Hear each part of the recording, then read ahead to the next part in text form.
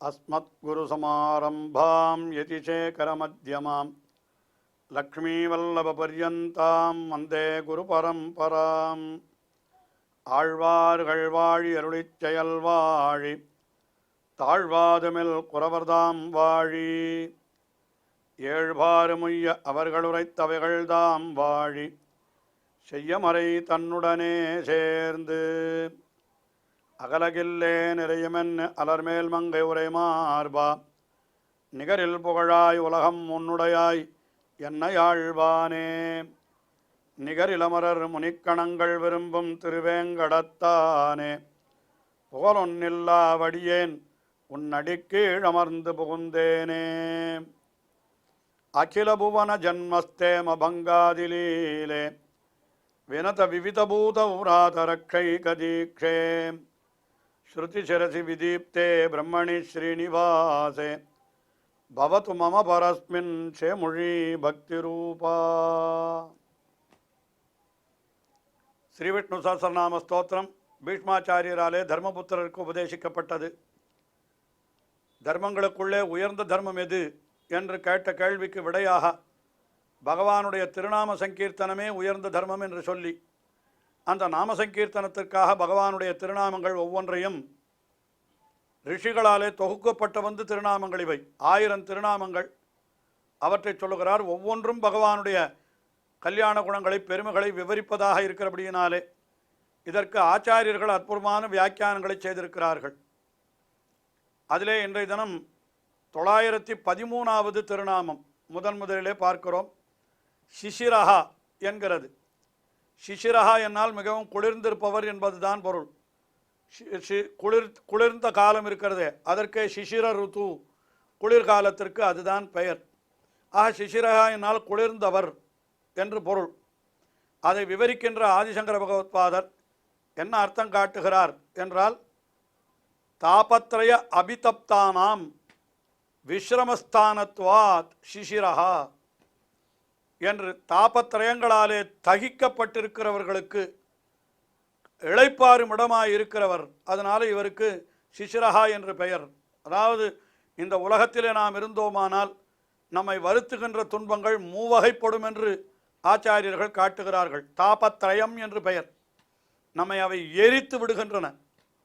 அப்படியே நம்மை வெப்பத்தில் எப்படி நெருப்பு பட்டால் நமக்கு உடம்பெல்லாம் எரிகிறதோ அந்த மாதிரி இந்த துன்பங்களாலே ஆத்மா எரிகிறதுன்றார். என்ன துன்பங்கள் என்னால் தாபத்ரயம் என்னால் என்ன, ஆத்தியாத்மிகம், ஆதி பௌத்திகம், ஆதி தெய்வீகம். முன்பே சொல்லப்பட்ட விஷயம்தான் இது.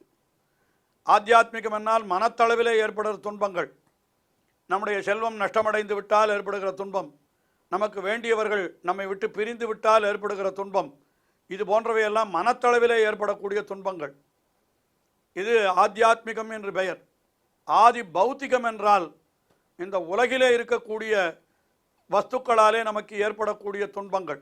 அதாவது பாம்பு கடித்தல், தேள் கடித்தல், புலி, சிங்கம் முதலானவற்றாலே நாம் துன்பப்படுதல் அல்லது மனிதர்களாலேயே துன்பப்படுதல் என்று கூட வைத்துக்கொள்ளலாம். இதெல்லாம் பௌத்திகம் என்று பெயர். பூதங்களாலே ஏற்படுகிறது. தெய்வீகம் என்னால் ஆதி தெய்வீகம் நம்முடைய ஒரு வசத்திலே இல்லாமல் அது வேறு, அதாவது இயற்கை நிகழ்வுகளாலே, வெள்ளத்தாலே, சுனாமி என்கிற ஒரு பெரிய பெருவெள்ளத்தாலே, ஆழிப்பேரலை, அதே போல் பூகம்பம், இடி, மின்னல், அதிவிருஷ்டி, அனாவிருஷ்டி, இந்த மாதிரியான துன்பங்களுக்கெல்லாம் ஆதி தெய்வீகம் என்று பெயர். ஆக இப்படிப்பட்ட 3 விதமான துன்பங்களாலே நாம் எல்லாரும் அப்படியே எரிக்கப்படுகிறோமாம். அந்த சமயத்தில் நமக்கு எந்த இடம் குளிர்ச்சியாக இருக்கும் என்னால் வாசுதேவ தருச்சாயா நாதிசீதா நகர்மதா என்று சொல்லப்பட்டபடி நிழல் தரும் மரம் போல இருக்கக்கூடிய பரபிரம்மம் பகவான், அவன் அதை தான் சொல்கிறார். தாபத்திரைய அபிதப்தானாம், 3 விதமான தாபங்களாலே தகிக்கப்படுபவர்களுக்கு விஸ்ரமஸ்தானம், போய் இளைப்பாறும் இடம் எதுன்னு கேட்டால் பகவான் தான். அதனால் சிசிரஹா என்பது அவனுடைய திருநாமம் என்று அந்த அர்த்தத்தை சொன்னார். ஆனால் இந்த திருநாமம் கஜேந்திர மோட்ச விற்த்தாந்தத்தை சொல்லுகிறது என்று பராசர பட்டர் அர்த்தம் சொல்லி கொண்டு வருகிறார் அல்லவா. ஆயினாலே இதுவும் கஜேந்திர மோட்ச விற்த்தாந்தம். என்ன சொல்லுங்க, சிசிரஹா என்னால் விரைவாக வருபவர் என்பது பொருள். அதுதான் ஆர்த்த சப்த ஸ்ரவணாந்தரம். அதாவது ஆத்த சப்த சிரவணானந்தரம் என்னால் அந்த துன்பப்பட்ட கஜேந்திரனுடைய குரல் கேட்ட அடுத்த கணம் அதி துவரையாகதா மிக மிக வேகமாக ஓடி வந்தவர். என்ன அந்த அதை பற்றியெல்லாம் பராசர பட்டரே ஸ்லோகங்களெல்லாம் அருளி செய்திருக்கிறார். ஸ்ரீரங்கராஜஸ்தவத்திலே அத்தந்திரித சமோபதி பிரகிதகஸ்தம் அஸ்வீகிருத மணிபாதுகம் கிமிச்சிதகுல அந்தப்புறம் அதை சொல்கிறார். பதகராஜம் ஆரோகதா பகவத ஸ்வராயை நமஹா என்கிறார் ஸ்ரீரங்கராஜஸ்தவத்திலே. இதே பராசர பட்டர் பகவானுடைய வேகத்துக்கு ஒரு நமஸ்காரம் என்று சொல்லுகிறார். அவ்வளவு வேகமாக ஓடி வந்தானாம். அதைத்தான் இங்கே சிசிரஹா என்னால் அதி துவரையாகதா சிசிரஹா மிக வேகமாக அந்த மடுவின் கரைக்கு ஓடி வந்தவன் என்று அந்த அர்த்தத்தை சொன்னார். சிசிரஹா என்பது சப்தத்திற்கு என்னன்னா, அதாவது சசினஹா அத்தியந்த சுகினஹா தத்திர ரமதே இதி, அதாவது மிகவும் சுகப்படுபவர்கள் யார் இருக்கிறார்களோ அவர்கள் விஷயத்திலே மகிழ்பவர் பகவான். அதாவது அடியவர்கள் சுகப்பட்டால் அடியவர்களை காட்டிலும் அதனால் மகிழ்பவன் பகவான் தான் என்கிற அர்த்தத்தை சொன்னார். இன்னும் கூட 2-3 அர்த்தம் சொல்லுகிறார் சத்யசந்த தீர்த்தர். சசந்தி தாவந்தி அனே ஏனமிதி சிசிரஹா, பக்தர்கள் தம்மிடத்தில் ஓடி வரும்படி இருப்பவர். சசிர இதி பாட்டே இன்னொரு அர்த்தமும் காட்டுகிறார். சிசிரஹா என்று பாடம் கொள்ளாமல் சசிரஹா என்றும் பாடம் கொள்ளலாம். அப்பொழுது சசினி சந்திரே ரமத்தே ரமத்தே இதி, அதாவது சந்திரனிடத்திலே மகிழ்பவர் என்ற அந்த அர்த்தத்தை சொல்லலாம். ஸ்ரூ ஹிம்சாயாம் ஸ்ருணாதி தைத்தியானிதி, அப்போது அசுரர்களை அழிப்பவர் என்று இன்னும் பல பொருள்களை கொள்ளலாம் என்று அந்த சிசிரஹா என்கிற சொல்லுக்கே அவ்வளவு அர்த்தம் காட்டினார். அடுத்தது 914வது திருநாமம் ஷர்வரீகா என்பது சொல்றார். சம்சாரினாம் ஆத்மா ஷர்வரீவ என்ன சொல்றார், ஷர்வரி என்று சொன்னார். சம்சாரிகளுக்கு ஆத்மா எதுன்னா இரவாகிய ஆத்மஸ்வரூபம். ஆத்மஸ்வரூபம் எங்கேயோ இருட்டில் இருக்கான், அவளுக்கு சரியாக தெரிந்து கொள்ள முடியல. அதனால் என்ன சொல்கிறாருன்னா ஷர்வரீவ ஷர்வரி, சம்சாரினாம் ஆத்மா ஷர்வரி இவ, ஷர்வரினா இருள், இருள் இரவு, அது இருளை போல இருக்கிறது ஆத்மா என்று அந்த அர்த்தத்தை சொன்னார் அவர். அடுத்தபடியாக ஞானினாம் புனகா சம்சாரா ஷர்வரி, ஞானிகளுக்கு எதுன்னு கேட்டால் இந்த உலக வாழ்க்கை இருக்கிறதே அதுவே அவர்களுக்கு இருட்டு இல்லையா. பகவத்கீதையிலே சொன்னான் அல்லவா, யானிஷா சர்வபூதானாம் தஸ்யாம் ஜாகிரதி சம்யமி என்று ஒரு வார்த்தை சொன்னான். என்ன சொன்னான்னால், கீதையிலே உலகத்தவர்களுக்கு எது பகலோ அது ஞானிகளுக்கு இரவு, உலகத்தவர்களுக்கு எது இரவோ அது ஞானிகளுக்கு பகல் என்று சொன்னான். அதாவது என்ன அர்த்தம், உலக வாழ்க்கை என்கிறதே நாம் விரும்பி அனுபவிக்கிறோம், ஆனால் அதிலே அவர்கள் துளி கூட சம்பந்தப்படாமல் ஞானிகள் ஒதுங்கி இருப்பார்கள். நாம் ஞானத்திலே அவர்கள் திளைத்திருப்பார்கள், ஆனால் அந்த சமயத்திலே நாம் உறங்கி கிடப்போம். இதையெல்லாம் வைத்துத்தான் சொன்னான். அதனால் ஞானிகளுக்கு எப்படிப்பட்டவர் என்றால் புனகா சம்சாரா ஞானினஹா ஷர்வரி, தாம் என்ன சொல்கிறார்னா உபயேஷாம், அவர்கள் இருவரையும் கரோதி, ஆஹா சம்சாரிகளுக்கு இரவாகிற ஆத்மஸ்வரூபத்தையும் ஞானிகளுக்கு இரவை போலே சம்சாரத்தையும் செய்பவர் என்று அந்த கீதையினுடைய அர்த்தத்தை இங்கே ஆதிசங்கர பகவத்பாதர் காட்டுகிறார். ஷர்வரி அப்படின்ற சப்தத்திற்கு என்னன்னா ஹிம்சா, அதாவது ஷர்வரின்னா ஹிம்சையை கொடுக்கக்கூடியவைன்னு அர்த்தம். அப்போ என்ன சொல்கிறேன்னா பரவிதாரிணி அப்படின்னா, பரவிதாரிணினா பிறரை பகைவரை பிளக்கக்கூடியது. அப்படிப்பட்ட பஞ்சாயுதி ததா கரே அஸ்ய அஸ்தி, கஜேந்திர ஆழ்வானை காப்பதற்காக பகவான் ஓடி வந்த பொழுதோ சக்கராயுதத்தை மட்டுமல்ல தன்னுடைய பஞ்சாயுதங்களையும் கொண்டு வந்தான் என்ற அர்த்தத்தை இந்த இடத்துல ஷர்வரீகரஹா என்கிற அர்த்தம் அது சொல்லப்படுகிறது என்று சிசிரஹா ஷர்வரீகரஹா என்கிற அர்த்தம் சொன்னார். ஷர்வரினா எல்லா ஆயுதங்களையும் கையிலே கொண்டிருந்தவன் என்று அப்படி அர்த்தம் சொன்னார். அதுக்கு மேலே சத்யசந்த தீர்த்தர் ஷர்வரீகரஹா என்கிற சப்தத்திற்கு அர்த்தம் சொல்லுகிற பொழுது அவர் என்ன அர்த்தம் சொல்லுகிறார்னா, ஷர்வரீகரஹா ஷர்வர்யாம் ராத்திரௌ கராஹா கிரணஹா, ஷர்வரி என்கிற சப்தத்திற்கு ராத்திரி இரவு என்று பொருள் என்று ஆதிசங்கருடைய வியாக்கியானத்திலேயே பார்த்தோம்.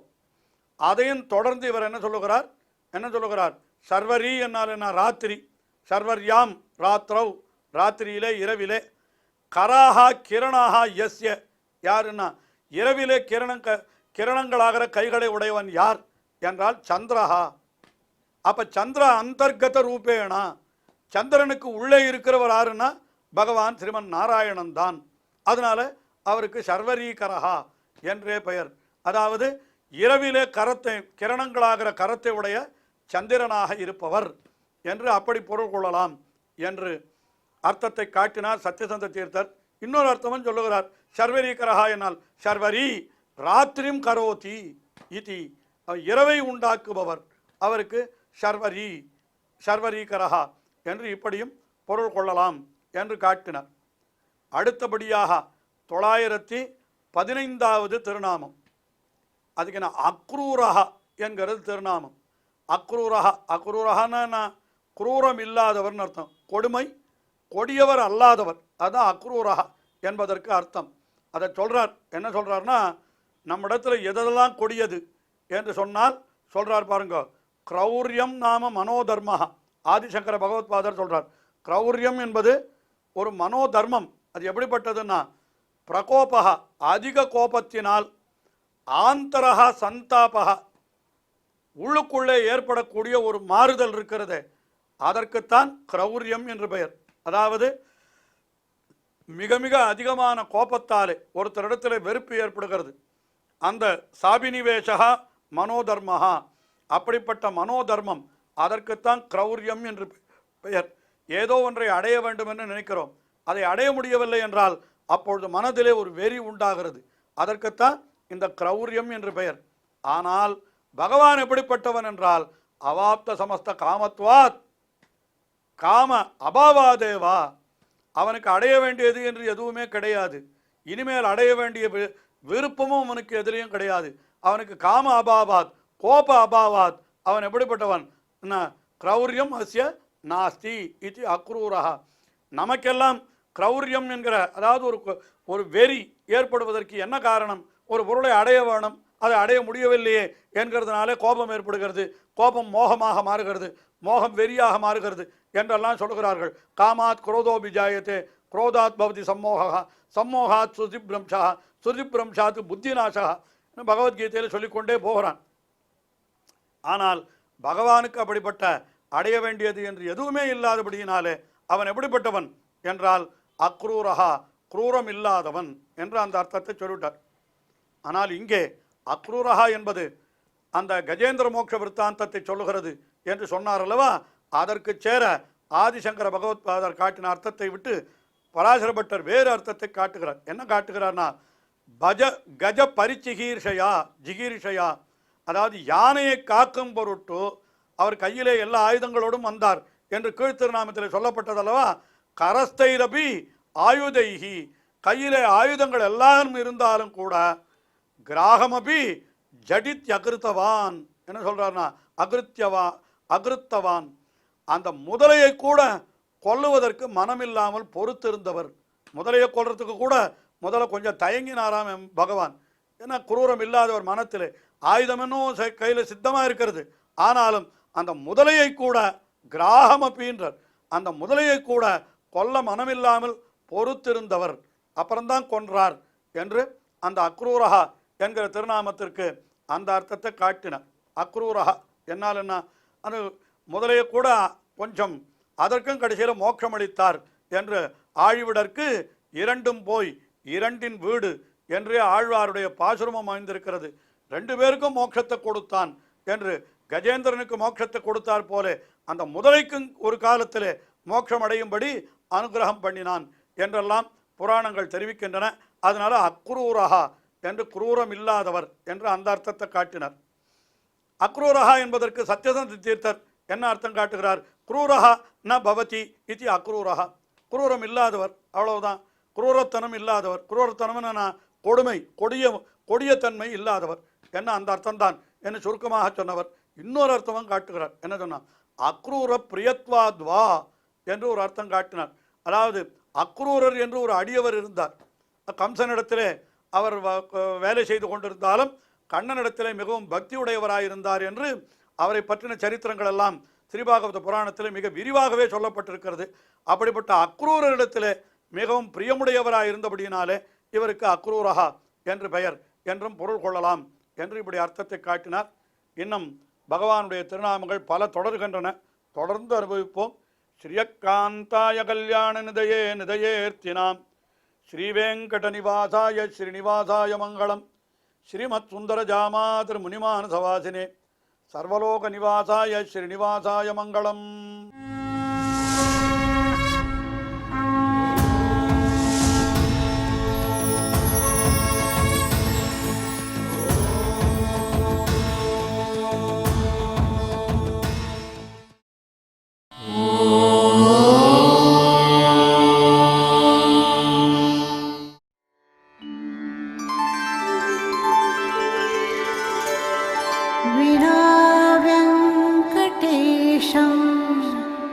ननाथो ननाथः सदा वेङ्कटेशं स्मरामि स्मरामि.